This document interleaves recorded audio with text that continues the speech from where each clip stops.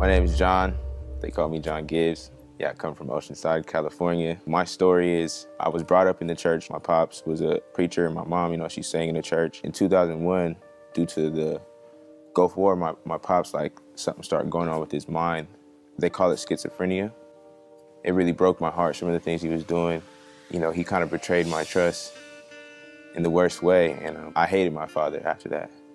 From that moment, it wasn't like a deliberate choice to be a rebel, but it was just like the hate that was brewing up inside of me from that moment on created this just turmoil in my life. But as I got older and the more hate grew for my father, it just took me on this journey to where I looked for love from some type of male because I wasn't getting it in my home.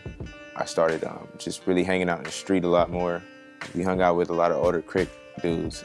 Really pulled me into that whole life of just the violence of gang banging and stuff. I got into smoking weed. I smoked my first joint in 7th grade. I was gravitating towards that lifestyle because of what was going on between my mom and my dad, with my dad being sick like that. I even developed this hate towards God in the midst of all that, just for seeing what was going on in my house, seeing how my family just took this tear, I would get love in the streets though, that's when we really started getting into drugs, and ecstasy really was booming around our generation. And we started using it first, just popping it on the weekends. Eventually, we saw how much money it made, how many people were just buying these things. We got into start selling ecstasy pills.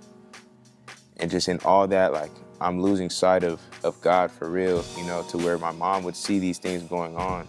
She would talk to me about God and tell me to trust God, and I would get demonically angry about her trying to put this God on me that I felt forsake me a long time ago, how could God let my father do some of the things he did, and this guy calls himself a preacher. That night, I just blew up on her.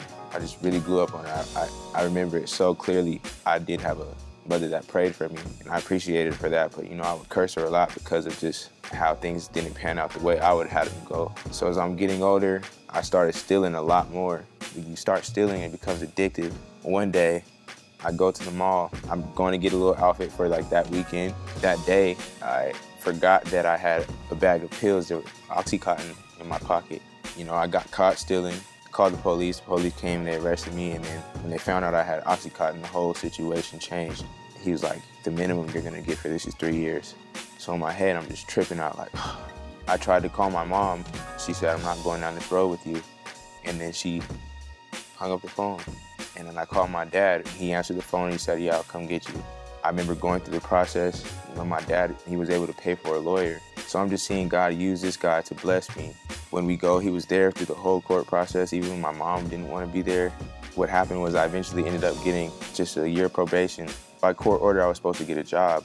And when I got that job, it was able to keep me out of the streets. In that time, God put people in my life like Ruslan and Glenn to kind of just walking me through as I was trying to write, couldn't write. And then I opened up the Bible thinking maybe this will magically help me write. In that moment, something was read me. And then in that moment, I looked at the Bible as if the Bible said it to me. That night, I was in the Bible. I put down my notebook and I started reading the Bible. I was in the Bible for a good 6 hours. And that night, I gave my life to the Lord and got the best sleep of my life in years. After encountering Jesus that night, he said, I put this gift of music in you for a reason. And what I want you to do now is use this talent I've given you to encourage your friends first. And he's allowed me now to go on a national level and travel around and tell people about my story. I was supposed to be in jail or dead, and now I'm trying to make sure that my friends and people all around the world like that don't end up there.